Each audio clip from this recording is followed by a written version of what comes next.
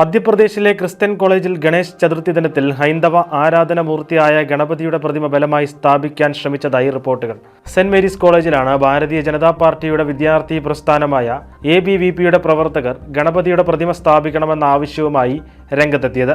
ഇവരുടെ ഭീഷണിക്ക് വഴങ്ങി പ്രതിമ സ്ഥാപിക്കാൻ സമ്മതിച്ചില്ലെന്നും കാരണം മറ്റൊരു മതപരമായ ആചാരം രാജ്യത്തെ ഒരു ന്യൂനപക്ഷ വിദ്യാഭ്യാസ സ്ഥാപനത്തിൽ അടിച്ചേൽപ്പിക്കുന്നത് ശരിയല്ലെന്നും ഇന്ത്യൻ ഭരണഘടനയെ ഉദ്ധരിച്ച് മധ്യപ്രദേശിലെ സാഗർ രൂപതയുടെ ബിഷപ്പ് ജെയിംസ് അത്തിക്കളം പറഞ്ഞു. ഉടൻ തന്നെ പോലീസിനെ വിളിക്കുകയും ഒടുവിൽ അവർക്ക് ക്യാമ്പസിന് പുറത്ത് പ്രതിമ സ്ഥാപിക്കാൻ അനുവാദം നൽകുകയായിരുന്നുവെന്നും ബിഷപ്പ് പറഞ്ഞു.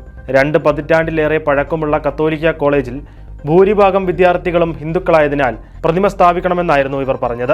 പോലീസിന്റെ പിന്തുണയ്ക്ക് നന്ദി പറഞ്ഞ ബിഷപ്പ് ഒരു മതത്തെയും മതാചാരങ്ങളെയും അനാദരിക്കുന്നവരല്ല ഞങ്ങളെന്നും വ്യക്തമാക്കി. കഴിഞ്ഞ കുറച്ച് നാളുകളായി മധ്യപ്രദേശിലെ ക്രിസ്ത്യൻ വിദ്യാഭ്യാസ സ്ഥാപനങ്ങളെ ലക്ഷ്യം വെച്ച് BJP ആക്രമണം നടത്തുന്നുണ്ടെന്ന് സഭാ നേതാക്കൾ പറയുന്നു. മധ്യപ്രദേശിലെ 72 ദശലക്ഷം ജനങ്ങളിൽ 0.27% മാത്രമാണ് ക്രൈസ്തവർ. ഹിന്ദുക്കളാണ് സംസ്ഥാനത്തെ ഭൂരിപക്ഷം.